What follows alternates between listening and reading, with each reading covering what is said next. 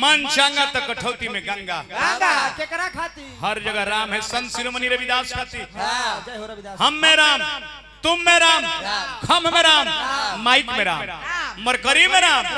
केकरा खाती? केकरा खाती? जेकरा विश्वास बा ओकरा खाती। आज जेकरा विश्वास नहीं खे तो कहीं राम नहीं खान। और देवता चित्त न धरई या हनुमत से ही सर्व सुख करई। जे दुनिया के मालिक के संकट से उबार दिल उनके नाम हनुमान हो। हाँ। जे दुनिया के मालिक के संकट से उबार दिल उनके नाम हनुमान हो। हाँ। जे अपने मालिक के दिखावे खातिर करे जाके फाड़ दिल उनके नाम हनुमान हो। तो हनुमान जी के हम वंदना 2 मिनट 3 मिनट में करो। हमारा विधायक जी बड़ी सात्विक संगीत सुनी ले। आज के हमने के परिचय नहीं जा, हमने के उठानी भाई लोग और से दुलार कर हमने के देता नहीं।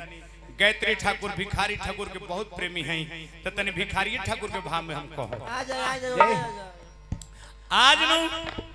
आज ना वातावरण जौन समय भिखारी ठाकुर हमारा भारत के संस्कृति अलग किस्म के रहा। हाँ। कौनो मेहरारू अपना बलमुआ के नाम ना धरे ना। अपना पति के सरजी परमेश्वर बुझे लो। हाँ। भिखारी ठाकुर के समय में हाँ।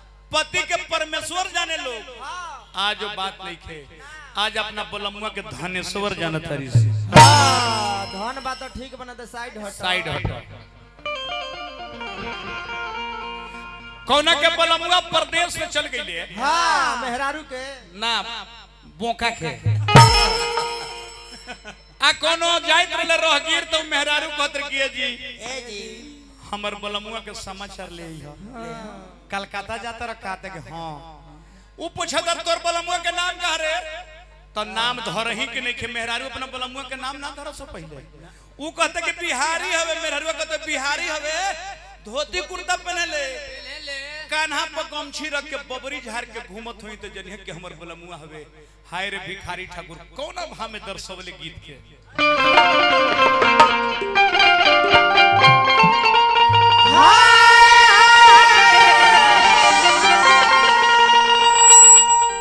कि धोती पात धरिया धोई के आर कान्हा पोछ दरिया हो बबरिया झाड़ के।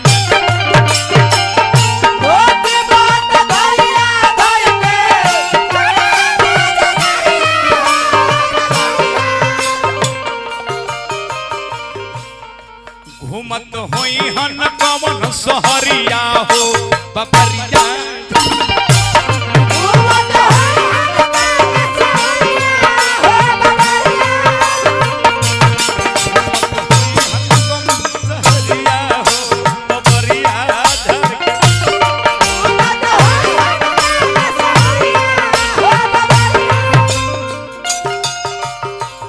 कितना सुंदर गीत।